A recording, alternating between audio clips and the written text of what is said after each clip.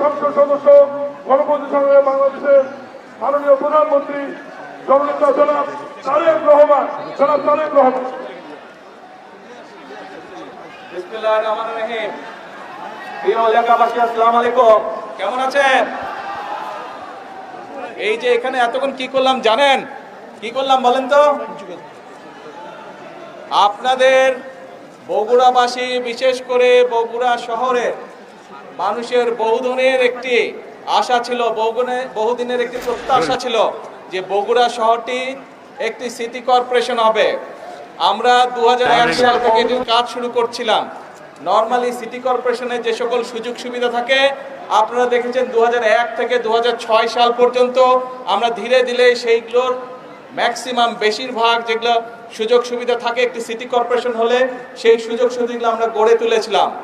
এখনো কিছু কাজ বাকি আছে, তবে আমরা এটি আজকে আনুষ্ঠানিকভাবে ইনশাল্লাহ সিটি কর্পোরেশন হিসাবে আমরা আনুষ্ঠানিক যাত্রা আজকে শুরু হলো বগুড়া শহরে। আপনারা যারা বগুড়া শহরের অধিবাসী আপনারা খুশি? আরে শুনতে পাই না, জোরে বলেন খুশি। হাত তুলে বলেন দেখে খুশি নাকি? কিন্তু একটা ব্যাপার আছে, একটা না দুইটা ব্যাপার আছে। ব্যাপার হচ্ছে নিজের শহরকে কিন্তু নিজে পরিষ্কার রাখতে হবে। পরিষ্কার কিন্তু আপনারা রাখেন নাই। আমি আসার সময় ওই রাস্তা থেকে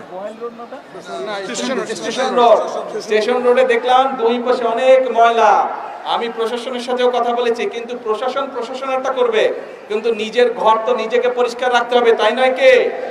হ্যাঁ, এখন সেটা স্টেশন রোড হোক, গোহাইল রোড হোক, বনানী মাটিডালি হোক, ভিতরের রাস্তাগুলো হোক, যারা এই সিটি কর্পোরেশনের মানুষ, যারা সিটি কর্পোরেশনে আপনারা বাস করবেন, আমাদের নিজেদের শহরের যত্ন আমাদেরকে নিতে হবে, তাই তো? আমরা সবসময় আপনারা বলেন যে বগুড়া শহরকে একটা মডেল টাউন হিসেবে গড়ে তুলবেন, কিন্তু মডেল টাউন করতে গেলে তো শুধু সরকার একা পারবে না। এলাকার মানুষ, শহরের মানুষ যদি চেষ্টা না করে, শহরের মানুষ যদি একসাথে কাজ না করে, তাহলে তো সম্ভব না রে ভাই। আপনারা এখানে অনেকে ছোট ছিলেন, দেখেন নাই, আজ বড় হয়েছেন, কিন্তু মুরব্বী যারা আছে তাদেরকে জিজ্ঞেস করবেন 1 থেকে 6 পর্যন্ত আমরা কিভাবে মোটামুটি ভাবে শহরে বহু কাজ করেছিলাম। সেই পানি আটকে যেত, সেইগুলোর কাছ থেকে শুরু করে, ড্রেনের কাছ থেকে শুরু করে, বিভিন্ন রাস্তাঘাটের কাছ থেকে শুরু করে, ওই যে ইয়েটা কি জানি, ওই যে নাইট্রো থাকতে ফুলবাড়ির ওইদিকে যে ভিতরে রাস্তাঘাটগুলো ছিল, সেই রাস্তাঘাটগুলোকে ঠিক করা সহ, ড্রেনেজ ঠিক করা সহ বিভিন্ন কাজগুলো আমরা করেছি। এই দুই পাশে করতর, ওই পাশে যে ব্রিজগুলো ছিল, আগে ছিল একটা ব্রিজ, আপনাদের এই বিএনপি সরকারে কিন্তু 6টা না এক্সট্রা আরো 6টা ব্রিজ আমরা তৈরি করেছিলাম। কিন্তু এই সবগুলাই আরো কাজ করা যাবে, কিন্তু আপনারা যদি যত্ন নেন, যত্ন নিতে হবে, পারবেন তো? ঠিক আছে, দেখবো যে বগুড়ার মানুষ নিজের শহরের কতটুকু যত্ন নেয়, ঠিক আছে? আর আমার পাশে থাকবেন ইনশাল্লাহ। আগেও যেভাবে কাজ করেছি ইনশাল্লাহ ভবিষ্যতে আপনাদের জন্য এবং সামগ্রিকভাবে, এখন তো সারা দেশের দায়িত্ব, আগে নয় শুধু বগুড়া দেখতাম, সামগ্রিকভাবে সারা দেশের জন্য যদি কাজ করতে পারি, এই দোয়া করবেন। মুরব্বী সহ, মা বোন সহ সকলের কাছে এই দোয়া চাইছি। আমি বগুড়ার সন্তান, আপনাদের সন্তান, কিন্তু সারা দেশের মানুষ আজ দায়িত্ব দিয়েছে, সারা দেশের মানুষকে যাতে বগুড়ার মানুষের মতো সৃষ্টি করতে পারি, তাদের সমস্যার সমাধান করতে পারি, সেই দোয়াকে আমার বক্তব্য শেষ করছি। আল্লাহ হাফেজ, আসসালামু আলাইকুম।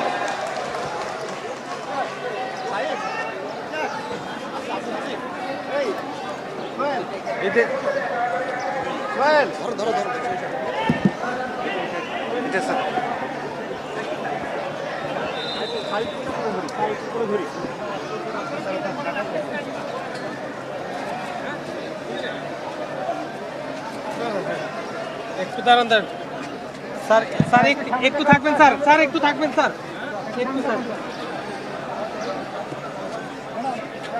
স্যার একটু, স্যার